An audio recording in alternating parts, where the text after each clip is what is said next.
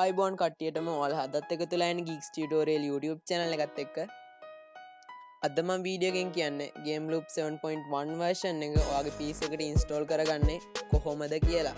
මේක තාමත් හැමෝටම රිලීස් වෙලා නැහැ. මම මේ ගිල්ල ගත්තේ PUBG ගන්න ගේම කෙනෙක් මගේ යාළුවෙක්ගෙන්. එයාගේ channel එකේ link එක මම පල්ලෙහා description එකේ දාලා තියෙනවා. මුලින්ම කියන්න ඕන දෙයක් තමයි මේකේ තියෙන step හරියටම ඔයාලා කරන්න. මේ එක ස්ටෙප් එකක් කරේ මොකක් කරේ වැරදියට වුණොත් ඔයාගේ PC එකේ බග් වගේ දේවල් එන්න පුළුවන්.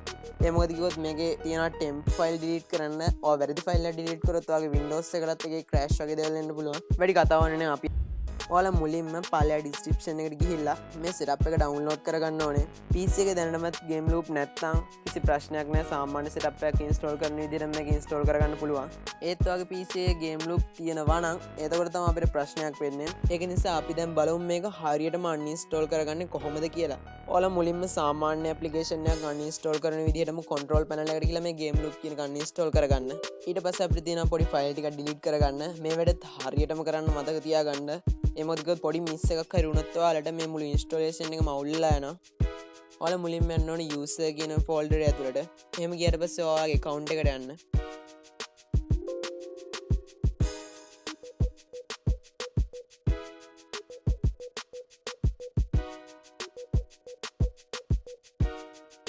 account එකට ගියාට පස්සේ මේ update කියලා file එකක් තියෙනවා. ඒක ඔයාලට දකින්න නැත්නම් මෙතන මේ තියෙන hidden items කියන ටික එක දාන්න.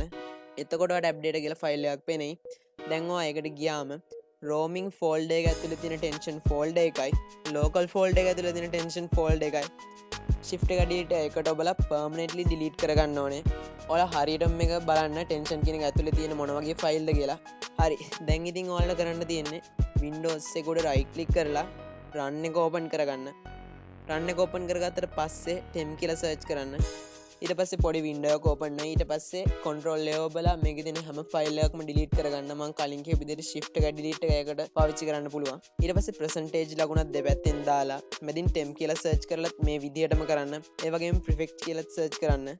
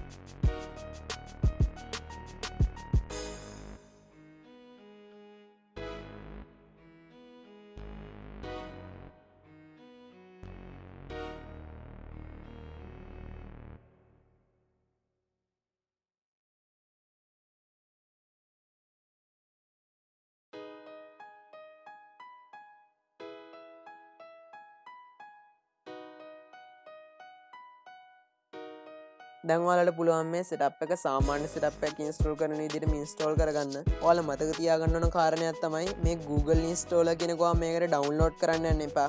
ඔයා Facebook එකෙන් log වෙනවා නම් තමයි හුඟක් හොඳ. හුඟක් හොඳ කියන්නේ මේකේ Facebook වලින්ම තමයි log වෙන්න ඕනේ. ඔයා Google installer කියන එක බැරි වෙලාවට download කරොත් එහෙම මේකට auto-ම download වෙනවා 4.4 version එක. එතකොට ඔයාලට මේ කිසිම කරපු වගේම කිසි වැඩක් නැති වෙනවා. ඒක නිසා මතක තියාගන්න Google installer කියන එක download කරන්න යන්න එපා.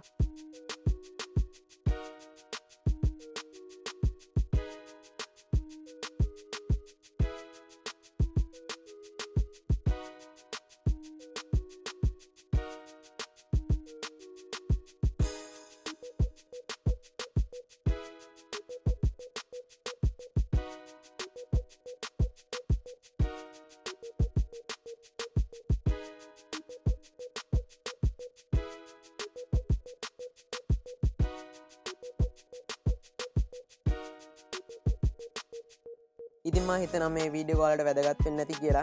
විශේෂයෙන්ම ගේමර්ස්ලට මතක් කරන්න ඕනේ තාමත් අපේ channel එක subscribe කරලා නැත්නම් දැම්ම පල්ලෙහාට අත පාට subscribe button එක click කරන්න. ඒ වගේම අපේ Facebook page එක like කරන්නත් අමතක කරන්න එපා.